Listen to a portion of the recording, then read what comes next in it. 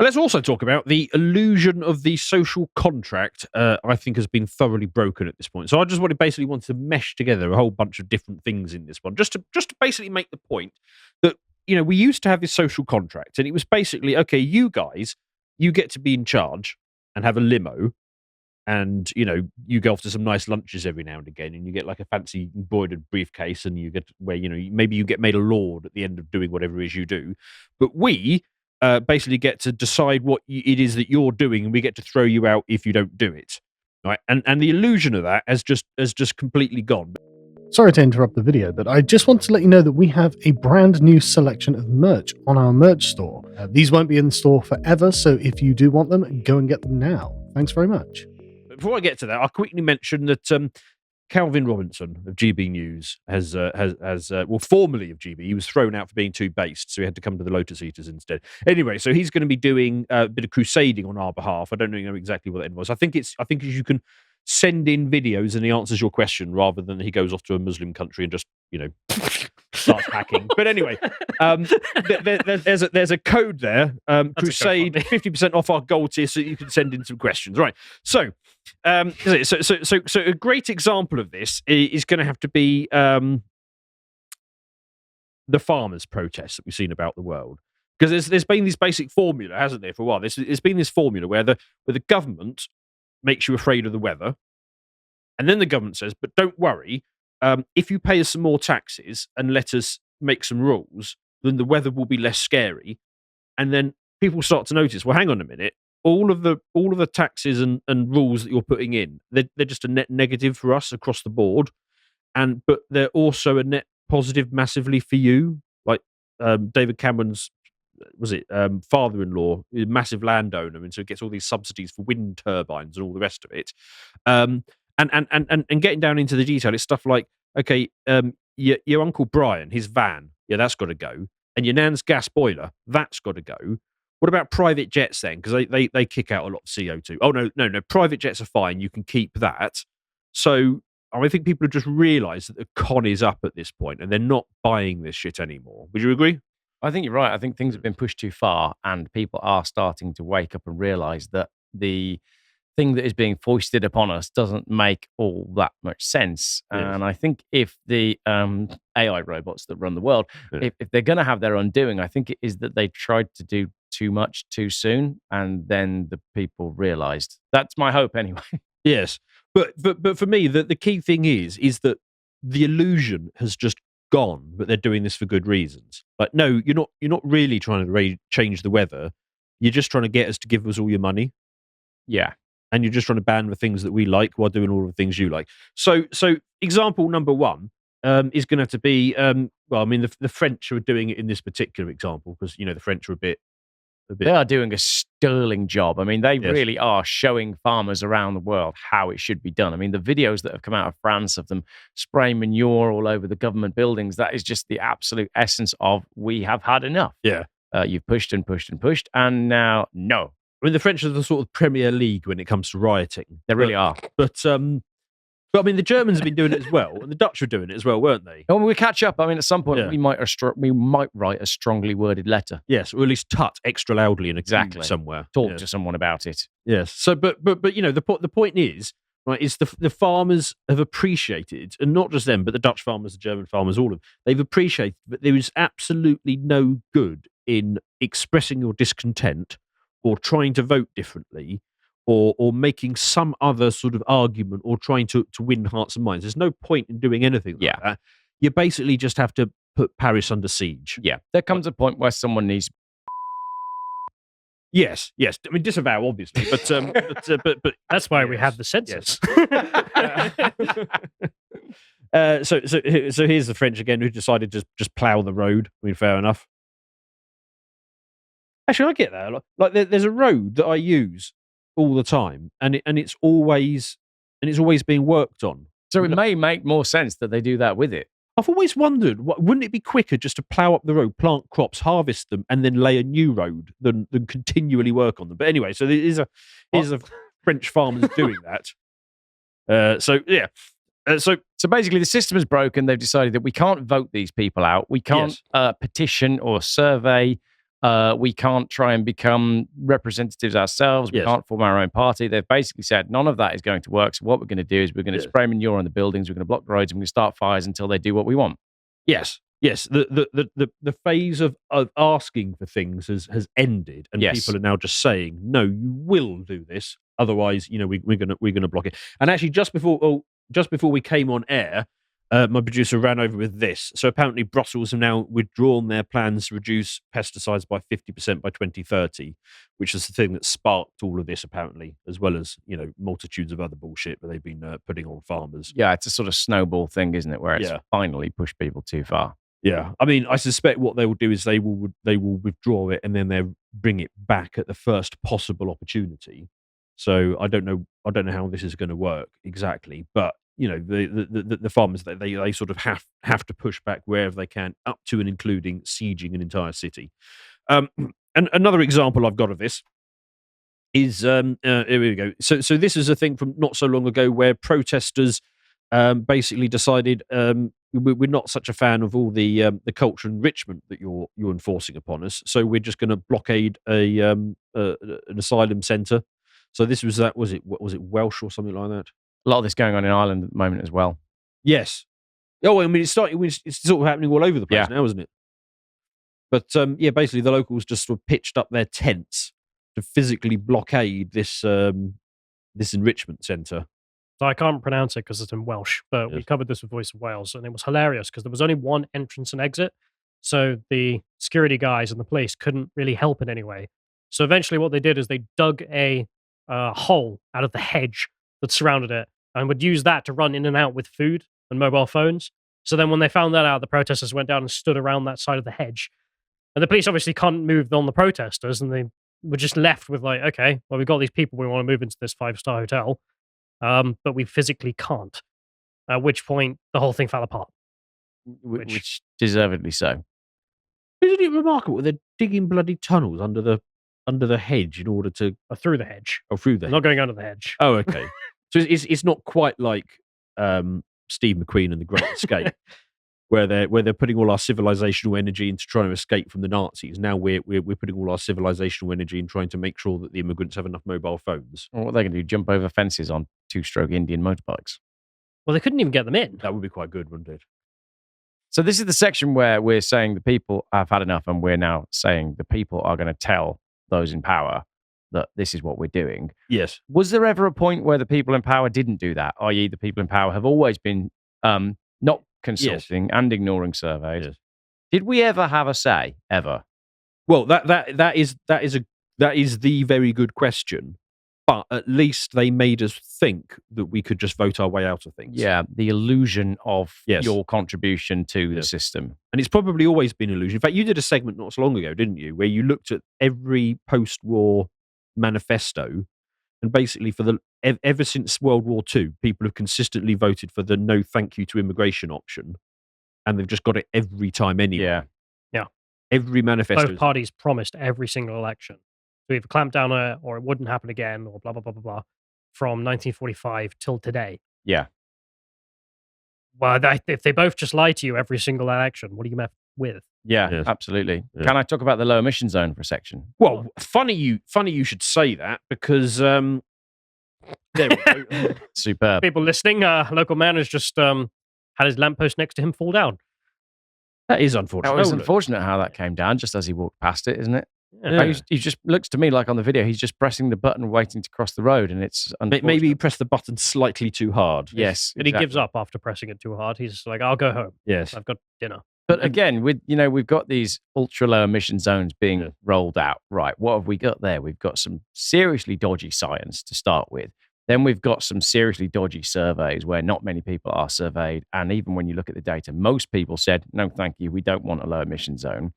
Then it goes through anyway in some seriously dodgy sort of political kind of ways where everything doesn't make sense at all. You've got Sadiq Khan who's pushing it through, and he is caught lying on multiple occasions. Then it goes through, then the low emission zone expands. Then you've got some councils standing up and saying, we're not going to have the low emission zone. We won't host the cameras. They end up doing it anyway. Then the people start taking down the cameras with angle grinders. Now you've got a situation where Sadiq Khan has somehow financed a fleet of mobile electric Ules vans that are going around to catch people because apparently the cameras aren't doing a good enough job. The electric Ules vans have obviously had to be paid for by someone for this scheme that, as I've just discussed, has been bought in dastardly ways. And now we've got the situation where I think we're reaching peak idiocy, which is Sadiq Khan's electric mobile Ules vans are being guarded by 2 security guards to stop the people who are trying to stop the Ules, who've tried all legal means of stopping the Ules. So it's ridiculous. We've got these very questionable, in fact, some of them could have been on that AI thing with tattoos all over their faces. You've got these sort of people standing there guarding Ules vans so the Ules can do whatever it is that it needs to do to save the air. And I have noticed cheaper to buy electric cars for people. Well, I don't know. I mean, the amount of this is the questions that I have. The amount of money that has been spent on this fleet How of many Teslas is that? It's well, to be honest, the electric vans are crap. They're a lot cheaper than the Teslas. No, I mean, if you add up the security guards, the vans, the initial cameras you put up, the consultation period. Yeah, if you added up everything, the complete cost of rolling out the low emission zone scheme, it's huge. And who's financed that? Because aren't TfL meant to be broke anyway? So there's just so many questions around. And I noticed the people who are doing the guarding of those vans look like they come straight out of the immigrant hotels as well. I mean, that might not be the case, but it does seem to be the case. In a lot of cases, it does seem to be. And there's Facebook groups that are then, when they are finding people who are like genuine security guards who genuinely show their ID, they're then exposing them on Facebook and saying you shouldn't be working for these people. But I think what more can the citizens of London, the normal people, didn't it start with a consultation, and the consultation came out strongly no? And then and there was also I think there was also a business consultation where they consulted on local businesses, and all of the a huge percentage of the local businesses also said no as well. So going back right to the start, there isn't anybody that wants it, statistically speaking. Yes. But we get it anyway. Yes. Well, this is my whole point. The social contract is just in ruins at this point. So I don't understand why anyone in London is still running around with number plates on their cars. Yeah. Because what else can you do at this stage? Yeah. And to be fair, you don't actually see a police car that often, so the chances of being pulled over, and especially if it was a thing and everybody started doing it. Well, some of them are. So you can buy number plates of illegally, obviously. You can buy number plates which match someone else's vehicle, which looks like yours, and then people are putting them on. Because a friend of mine lives in Weston-super-Mare, and his van at 3 a.m. apparently was driving around London. So he was sent a ticket for that. And he's got the picture, and he's like, well, it's not my van. All these features are wrong. The person in it isn't me, as you can see on the camera. So, yeah, people are doing that. So you can deconstruct the social contract by saying, I'm not going to be involved with this, and just whip your plates off. Yeah, yeah.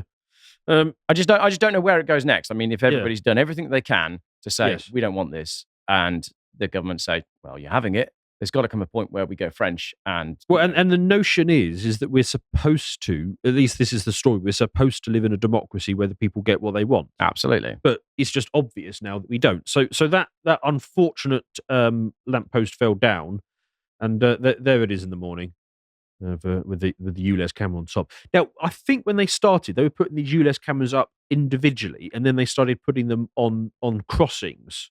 Yeah, well, they started going everywhere. They also changed the design of them as well, because initially it was just the sort of camera body and the wires popping out the back. Whereas I think that one there in the picture is they then started using armored cameras because people were going past and snipping the wires. But you even had situations where insiders who were in charge of installing these cameras were going on the anti-Ules Facebook groups and posting anonymously and saying things like, oh, hypothetically speaking, you actually do more harm if you pull this certain wire instead of cutting it, because it's much harder to fix the camera if the wire's been pulled than if it's been cut. So there's, when people on the inside know that the technology that they're installing isn't good for mankind, I just don't really know what. So Connor in our office had this. So he came in yesterday saying that a new Ules camera had gone up opposite his house. Yeah. And that had appeared yesterday morning. By this morning, it was already cut down. Excellent. So, I mean, that's terrible. Yeah. We should find the culprits. Yeah. Oh, yes. That is awful. But it makes you think justice. that there must be the people who installed them, because that's a really fast turnaround. I wouldn't be surprised if the people who installed them are also on the Facebook groups who are saying, yeah, there's a new one here. That's happening as well. But again, this seems to be a trend with dastardly things happening in the middle of the night. Another one is, it's totally unrelated, but trees being cut down in the middle of the night by councils as well. Oh, This is yeah, so they happening do up it and as down the well. country. Yeah. So when the people who are in charge that have given us the illusion that we have something that we have some form of influencing what they're doing, when they do something that they know that we're not going to like, they do it in the middle of the night. Yes, and I'll come back to the trees thing. So this is sort of happening. This is your sort of point that we got a Ules van there, and these other people have parked in such a way as, unfortunately, now it doesn't work. Yeah, absolutely. Oh, what a shame. What a shame. And to your point about trees, so bear in mind that they're doing all of this on the illusion that they're saving the planet. Yep. But we're knocking down not us, obviously, because we disavow this, but certain naughty individuals are cutting these things down and planting new trees. And like you say, the councils are going along and cutting down actual trees. Yeah, all over the place. Yes. But no, just to be clear, we support the UK government in everything they do. Now, I can tell you, if I was walking along the street and I saw one of these dastardly Blade Runners cutting down one of these cameras, I would go over to him and I would give him a piece of my mind. And I would say, "Oi, you, explain yourself to me." Now, while he's explaining himself to me, I'd buy him a pint, because you might get a dry throat while he's may explaining well do. himself. Yeah, and then I'd buy him another pint. Yeah, yeah, and maybe one more pint for good measure. But I'd make him explain himself, and then hopefully that would be a disincentive. Right, another example: if the trees aren't enough, what's happened here? So look, there's one of these Ules Vans going around. Oh no! Somebody super glued a dildo over the camera. Excellent. Exactly what we do. These Ules Vans are going through tyres at an alarming rate, and windscreens. Oh yes, yeah, they seem to have faulty windscreens where they seem to get smashed randomly. So that's really the best situation, when you could find out what you're doing is not helping anyone. When the staff you've paid to do it are actively sabotaging their own efforts because they hate it. I mean, that's sort of a sign you should give up. I mean, even the fact that how did the conversation go at TfL? They said, right, we're gonna get these vans to go around London and to do the Ules for the clean air, and then someone would say, hang on a minute, we're probably going to need some security guards for the vans. Was there not anybody that sat there and went, maybe this isn't such a good thing? If the van that is designed to catch the people who are polluting the air that's meant to be clean has been made in China, and we bought them en masse and they were all bought over here on container ships, and now we've got to pay security guards with questionable backgrounds who won't show their ID to protect the Chinese-made van that is designed to catch the people who are polluting the clean air in London. At what point did anybody with any sense say, hold on a minute? What's the failure condition? At what point do you say, actually, let's just scrap it? Yeah. Wasn't worth it. Where's all the good people go? Where are all the good people? This is the whole thing, is it? What is the failure point? So we reached it with the Brussels thing, where they pulled back on the pesticides. So apparently they're not going. I mean, they will bring it back, obviously, but we reached it. This is an interesting one, because who's gonna blink first? I think we need more people standing up to it. I still don't think there's enough. I really don't. From everything I see from the Facebook groups and all of the really quite desperate and quite sad posts that I'm seeing from people who have been caught, they've got all these fines and they've got all this money that's mounting up. On balance, from everything I see on social media, I really think we need more people standing up to it. Yeah. To reach that failure point, as you say, more people need to be much more proactive. Otherwise, this will be everywhere. Another example of this, of course, is, I'm just going to give loads of examples of where people have just had enough. So, Texas border. Texas basically decided that the federal government was doing everything in its power to get immigration across, despite saying otherwise. And so they just said, no, we're going to put our armed men with guns on the border, and we're going to shut it down. And then just sort of daring the federal government to use force to open it back up again. And it's the point that we reached in all of this stuff. The US is a nice example of this, because it kind of makes the point of who is ultimately sovereign in all of this.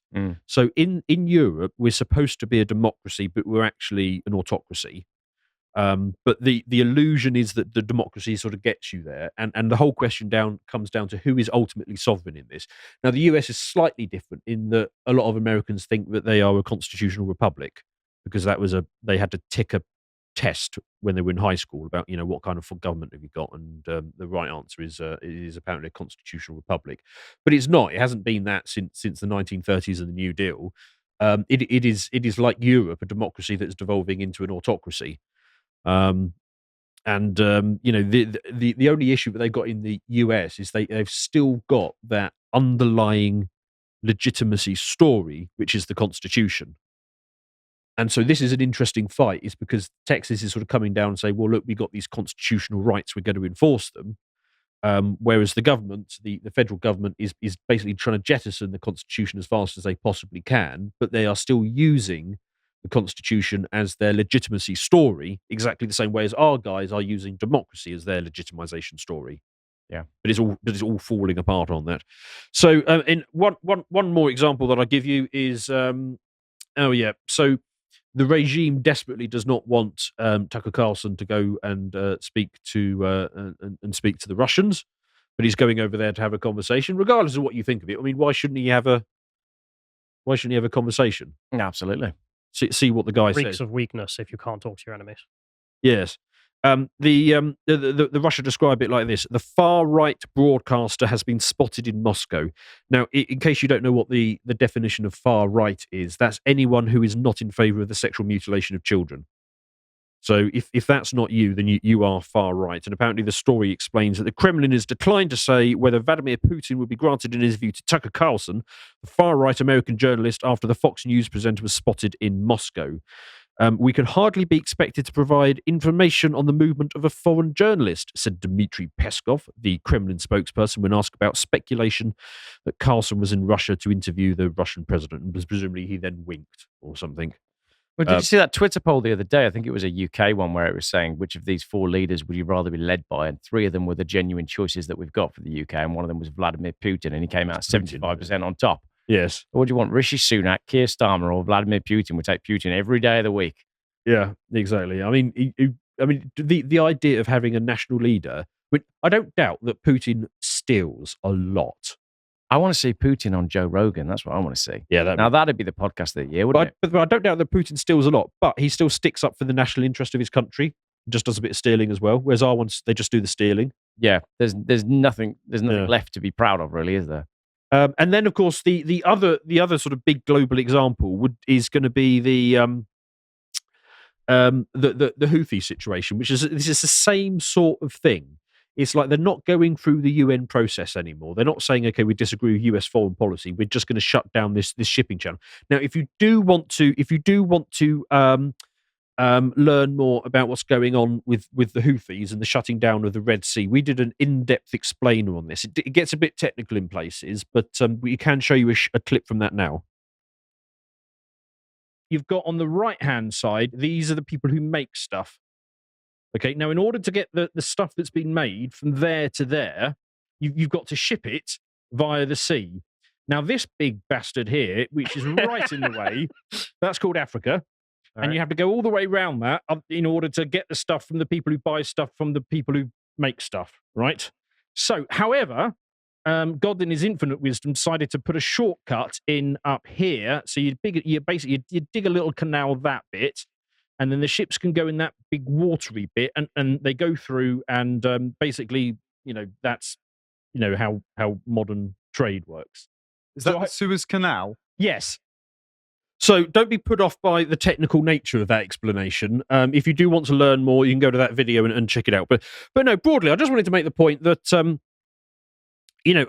the collective West, or the gay, the global American empire, or Western, whatever you want to call it, it's really weak at the moment, and people are pushing back now. Obviously, don't go and do anything illegal, because we wouldn't want that. We support the UK government in everything they do, but I think that's the way that things are increasingly going to go, because clearly our government see us as tax cattle, and you don't ask the cattle's opinion. You don't care what the cattle thinks. You just make the cattle do what you want them to do, and if the cattle don't behave, you replace them with a different herd. And I think we're deep in that process. So think about your options. If you appreciated that episode from the podcast The Lotus Eaters, you can go to lotuseaters.com to get access to all the premium content that's on the site, such as the Symposium series, this episode on instructions from Ptahhotep.